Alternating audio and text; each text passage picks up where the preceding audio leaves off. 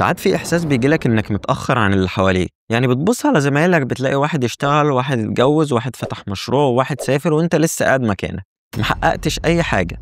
بتخطط وممكن بتحاول بس مفيش أي نتيجة، فبتبدأ تحس إنك متأخر مش ناجح، وممكن تحس إنك مش نافع أصلا. كده يبقى أنت رسميا وقعت في فخ المقارنة، وللأسف بقى حاجة منتشرة جدا ما بين الناس في الزمن اللي احنا فيه ده. بس الفيديو ده معمول عشان أقولك الحقيقة اللي بتنكرها وأقولك إزاي تتخلص من الشعور ده، فعشان تعرف كل ده وأكتر خليك معايا وصلي على النبي ويلا بينا نبدأ. طب ليه أصلا بتحس إنك متأخر؟ ده بسبب إنك في نقطة معينة وخلينا نسميها النقطة ألف، وعايز توصل نقطة خلينا نسميها النقطة ب، وشايف ناس وصلت النقطة ب قبلك.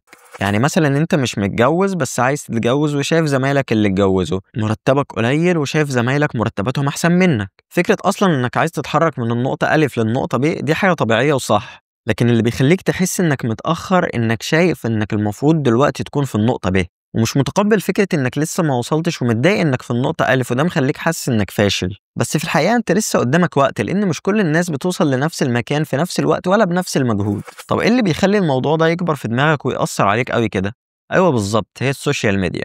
انت كل يوم بتشوف فيديوهات لناس بتنجح، بتسافر، بتتجوز، بتشتري، بتنجز، بس انت مش شايف الصورة الكاملة. انت شايف الكريزة اللي في حياتهم بتقارنها بأسوأ لقطة في حياتك، بتقارن لحظة الوصول بتاعتهم ببداية رحلتك. بتشوف بوست الواحد بيقولوا اخيرا اتقبلت في الشركة اللي نفسي اشتغل فيها بقالي 5 سنين، لكن في الحقيقة هو ما كتبش ان هو اترفض قبلها 9 مرات وفضل يطور من نفسه ويقدم كذا مرة لحد ما اتقبل. المقارنة هنا مش عادلة، بس دماغك مش فاهمة ده. كل اللي بتفكر فيه هم نجحوا وانا لا، انا عايز اكون زيهم. واللي بيخلي الاحساس اصعب انهم ناس حواليك ممكن يكونوا زمايلك في نفس سنك ونفس امكانياتك، فبيخليك تقول جوه نفسك هي المشكله فيا انا ولا ايه، فبتستسلم لفكره انك اقل، ودماغك بتبدا تصدقها وبتدخل في دايره السن. مش واثق في نفسك وخايف تبدا، حاسس الحاجه اكبر منك، وكل ما تيجي تعمل حاجه صوت جواك بيقولك مش هقدر ابقى زيهم، والنتيجه هتكون تسويف واحباط وجلد ذات، وهتفضل واقف مكانك. لازم تعرف ان المقارنه وهم، مفيش حد ناجح طول الوقت، ومفيش حد مرتاح كل يوم. مفيش حد حياته مثالية زي ما بتشوفها، انت بتقارن الكواليس بتاعتك باللقطات المثالية بتاعتهم. بدل ما تقارن نفسك بغيرك بص لنفسك امبارح، ودي الطريقة الوحيدة العادلة للمقارنة، انك تقارن نفسك بنفسك.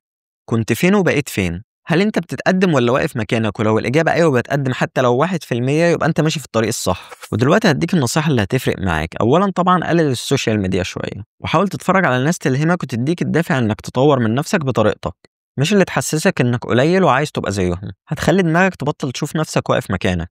واعمل لستة اكتب فيها الانجازات اللي عايز تحققها على المدى القريب والمدى البعيد، راجعها كل اسبوع وشوف انت وصلت لفين. ده هيخليك على طول عارف ايه الخطوة اللي مطلوبة بعد كده، ويخليك مركز مع نفسك مش مركز مع غيرك. بس افتكر في فرق بين انك تقول انا عايز انجح وبين انك تشتغل كل يوم على ده، فما تكسلش وركز على هدفك وان شاء الله هتوصل. اللي بينجح مش احسن منك، اللي بينجح هو اللي عارف يركز في حياته ويحدد هدفه ويكمل لحد ما يوصل له حتى لو الدنيا مش ماشية معاه. وانا الفيديو اللي فات اتكلمت عن ايه الحاجات اللي بتخلي الشخص ناجح، ويفرق ايه عن الشخص اللي ما بيتقدمش، تقدر تشوفه من هنا. وافتكر انت مش متأخر، انت بس محتاج تبدأ وهتوصل ان شاء الله. كان معاكم مستر وسلام.